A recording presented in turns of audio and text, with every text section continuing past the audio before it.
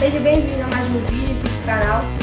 E hoje eu vou trazer para vocês um unboxing de uma carabina de pressão 5.5 eu comprei na marca Náutica. Eu comprei na Venture Shop e chegou bem rápido, tudo embalado, certinho. Eu comprei um kit onde vem 10 alvos, uma caixa de furinho e também uma luneta 4x32. Então eu vou começar abrindo aqui para vocês.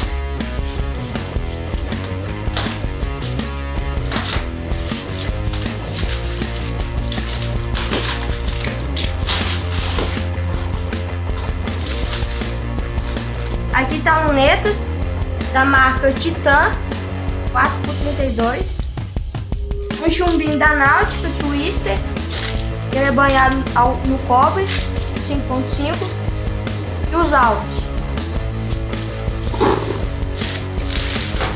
E aqui está a carabina de pressão.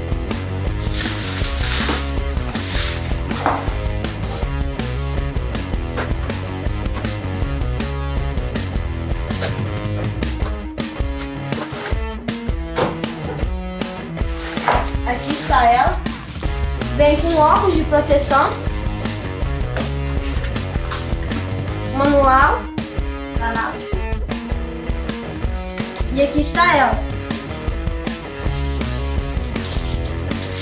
Logo eu vou estar trazendo um review dela para vocês e dando um tiro com ela.